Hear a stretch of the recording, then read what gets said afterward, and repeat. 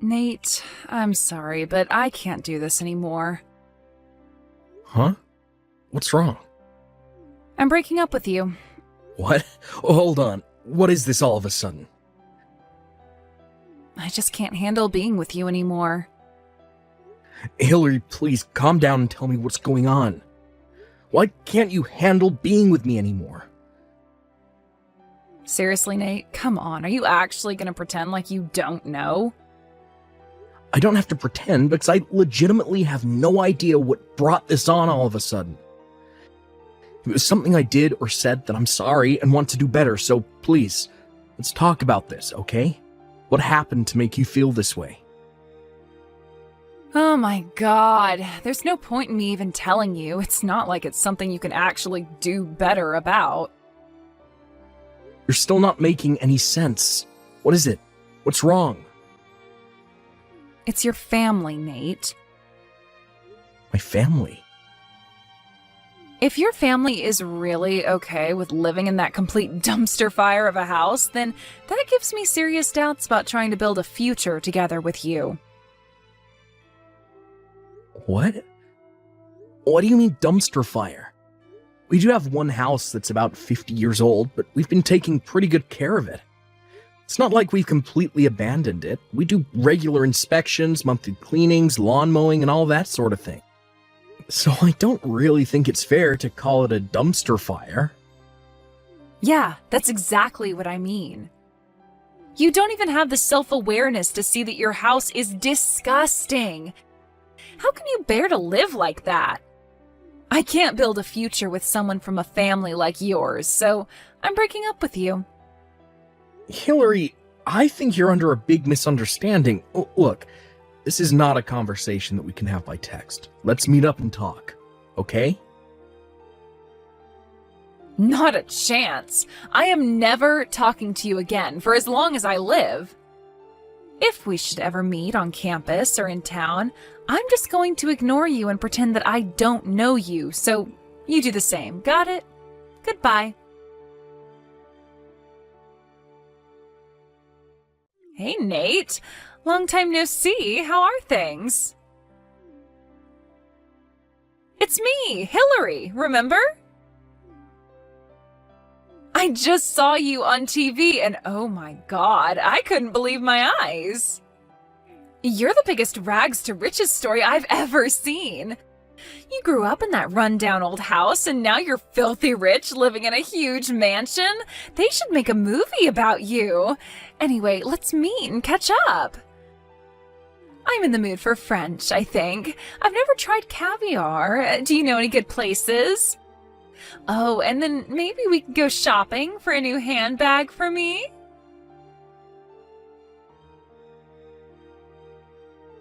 And that got a minute? Wow, great timing, Sean. I was just about to send you a message. Let me take a stab in the dark. It's about Hillary? Yeah, she randomly texted me out the blue this afternoon and started blowing up my phone with texts and calls. None of which I answered, obviously. But it seems like she wants to get back together with me. Do you know anything about this, Sean? Oh yeah, that psycho chick has been going through every single one of our old college friends trying to find out as much information about you as she can. What the? Why now? What do you think? That oblivious moron somehow got the idea in her head that you were dirt poor. And now that she knows you're rich, she wants to get back together. You've got to be kidding me. It's been 7 years. Yeah, well, with Hillary, the only thing that matters in a guy is how many zeros are in his bank account balance. Apparently she's looking to settle down with a rich guy to take care of her, so she's been frequenting all the upper-class hangouts where the young entrepreneurs go. And I guess she figures that since the two of you have an established history together, maybe she has a chance to get back together with you. Not a chance in hell. Yeah, that's what I thought you'd say. Oh, but anyways, everyone knows what the circumstance of your breakup were, as well as the fact that nothing good can come out of getting involved with Hillary and all her schemes, so they just all left her on red. Well, that's a relief. For now, I think I'll just keep on ignoring her like I have been. That's probably for the best. So, yeah, I'll just ignore the messages and calls for a while, monitor the situation. If you hear any new information, let me know as soon as possible, okay? You got it, bro.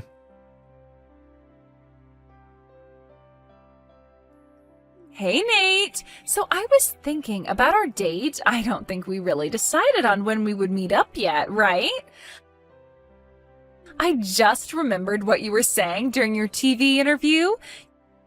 You took over your dad's company and started instituting a bunch of quality of life improvements for your employees, right? Like adding remote work options, more flexible hours, that sort of thing. So it sounds like you're probably at home a lot of the time. That means we'll have tons of time to see each other. Awesome! So, tomorrow, I went ahead and made a reservation at that fancy new French restaurant downtown in your name for 12 noon tomorrow. I'll see you at the restaurant.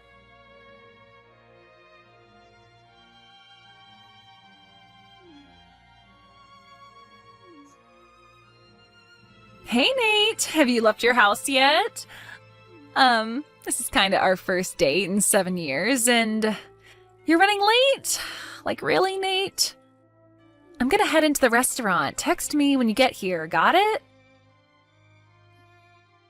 What is your problem, Nate? Where are you? Standing me up on our first date in 7 years? What kind of man are you?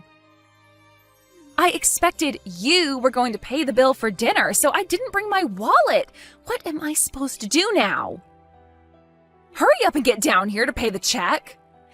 If you're going to be my husband, you're going to have to prove to me that I can rely on you, understand? Hey, wait a minute. Are you ignoring my messages? They aren't getting marked as read. Hey, Sean, this is getting out of hand fast. Yeah, I heard. Did she seriously book a reservation in your name, expecting you to pay for her lunch? She's been blowing up my phone for 3 days. Yesterday, she made up plans for a date with me at some fancy French restaurant. And then, just like you said, actually made a reservation in my name in a place that costs at least $100 a plate. And then she went to the place, declared that I would be paying for the meal, and get this, then she starts telling me that we're getting married. Eesh, what a nut job. You're telling me. Did you hear anything else about that? Yeah. A friend of mine actually works at the restaurant she went to, and according to him, when the manager told her to pay her bill or he'd call the police, she started crying her eyes out, and then just called her parents and they paid the bill. Good God, what is wrong with her? She was name-dropping you big time, saying that you'd be very unhappy with the way she had been treated. I think it's safe to say she'll try using the same tactic again, so be on the lookout. You might want to put the word out, if you know what I mean. Yeah, I'll be making some moves on that front soon. Thanks for letting me know. Hey, Nate. So my parents kicked me out of their house last night, and since I have no place to go, I'll go ahead and move into your huge mansion so we can be together all the time.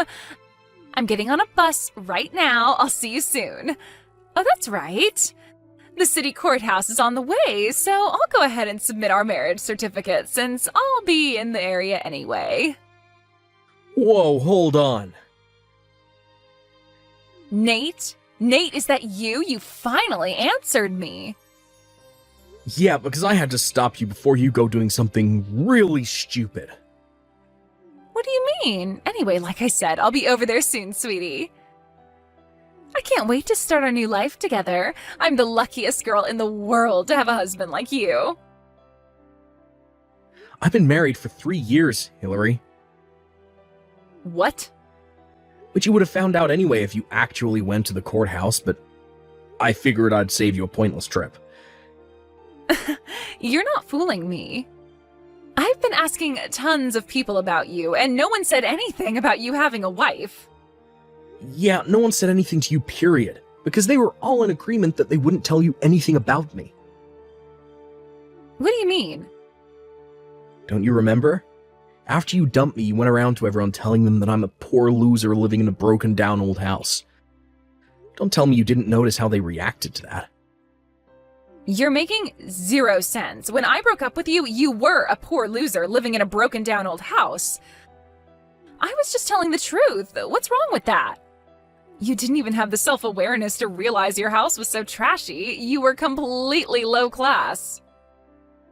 Were you trying to forget your childhood trauma by pretending you actually lived in the big fancy house next door? Wait a minute. A dumpy house next door to a nicer house. Yeah? Seriously, how could you be satisfied with such a low standard of living while looking out of your window at what a real house looks like? At least you seem to have come to your senses now. Let me confirm something. Is this house you're talking about on Millwood Drive? Blue siding, 2-story, big walnut tree in the side yard? Yeah, pretty sure that's the one. I don't know what a walnut tree looks like, but it definitely was 2 stories and had blue siding. Now that you mention it, they put a picture of it up during your interview on TV the other day. Yeah, that's definitely the one. And you got so rich that you were able to buy that big mansion next door, right? I guess me breaking up with you gave you the drive you needed to finally make something of yourself. You're welcome. And now you're finally getting the biggest reward of all, me as your wife. I didn't buy that house. What? It was already mine. I grew up in that house from the moment I was born. Huh? When I took over my dad's company 2 years ago, he put that house and all the rest of our property in my name too. That house next door, the one that you said was old, run down, a dumpster fire, and that sort of thing. That was the house my dad's pets lived in. His pets? Yeah, he's always had a thing for reptiles. He has a ton of them. Chameleons, geckos, lizards, you name it. My mom, however, can't stand the sight of them. So he brought the roughly 50-year-old abandoned house next door and transformed it into a sort of private zoo where he keeps all his reptiles. Might look a bit old from the outside, but he renovated the entire interior when he bought it, so it's pretty nice in there now. He also changed it so the main entrance is on the back side of the house, so it's easier to get there from our property. Oh, wait.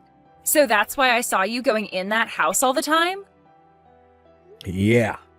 Back when we were dating, my dad got a bit of a nasty flu that put him in the hospital for a while. And I was the one who took care of his pets while he was away.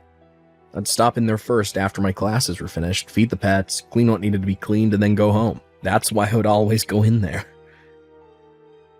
Oh, okay.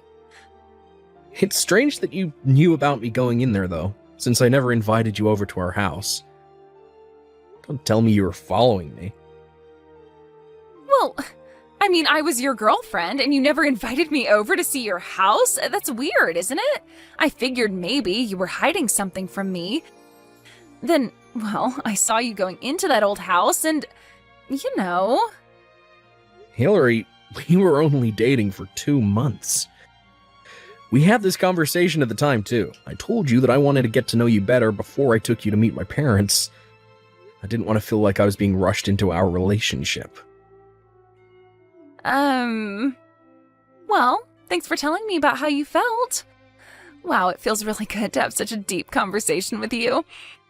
And now that we've finally reconnected, I am more hopeful than ever about our future together. What relationship? Our marriage, silly! I'm at the courthouse right now. I'm gonna go submit our marriage certificate. Were you listening at all? I told you I'm married. What? Did you seriously ignore the single most important part of this conversation? I guess it must have slipped past me. That's no excuse. You said you watched my TV interview, right? Did you also happen to miss the portion of that interview where they interviewed my wife? That's who that was? I thought she was your maid. You must have had cotton balls in your ears too, because the segment where we talked about how we met and our honeymoon was a full 5 minutes. So, it's true? You're really married? So like I was saying, don't waste your time. Even if you try to submit it, they won't accept it. Got it? But And this is where I exit this conversation. Hey! I made the mistake of not blocking you when we broke up 7 years ago, but I'll be remedying that in short order. Nate, stop, please. Didn't you hear me? My parents kicked me out of their house. I don't have anywhere else to go. You have to help me. No, I don't have to help you. You're an adult. Figure it out for yourself. Nate, please, let me live with you. How can you do this to me? I was concerned for a while that Hillary might try to storm into my house, regardless of my warnings. But her parents had realized that she was about to do something stupid again, and they caught up with her and dragged her back home. Apparently, they had set a condition for paying the very expensive bill at the restaurant the other day, that she would get married to a friend of her father's who happens to be in his 50s. She tried to back out of it after they had already paid the bill. But they told her that if she didn't go through with her end of the bargain, they'd disown her and kick her out to the curb. It was at that point that she came up with her master plan of getting married to me. Too bad for her, I was already married. That day, Hillary actually did turn in a marriage certificate to the courthouse and it was accepted. Why is that, you may ask? Well, Hillary had forged my name onto a marriage certificate, thinking that once it was accepted, there wouldn't be anything I could do. However, her parents caught on to the plan.